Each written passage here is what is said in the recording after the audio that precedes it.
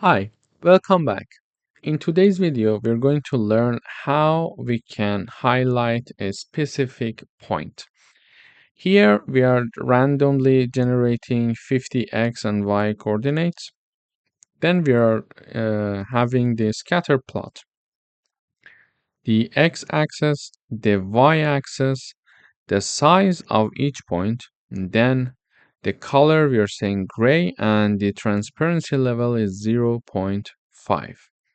Now I want to have the scatter plot again to be called. So the scatter function is called one more time in order to have a highlighted point. So I would like to have the point 10 to be highlighted with the size 300, sorry. And then with the color red, we are having the edge color black, and we are going to label it. And using the legend function, we can show this label in the figure. So when I run this code, we see that all the points are in gray. However, there is one point here that is highlighted point. So this is the work of the legend here that we see. So if I comment this legend,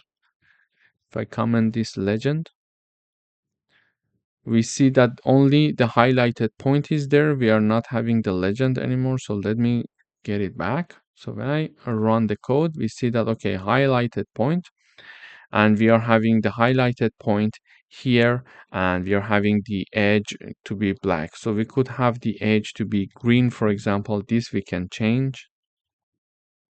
You see that it's green. Of course, we can change the label. For example, we are saying that highlighted point, but we can change it to anything that we want.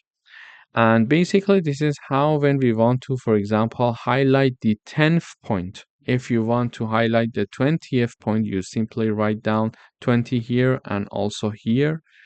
Then you increase the size of that specific point and you change the color so you can trace it easily among the other points. Thank you for watching.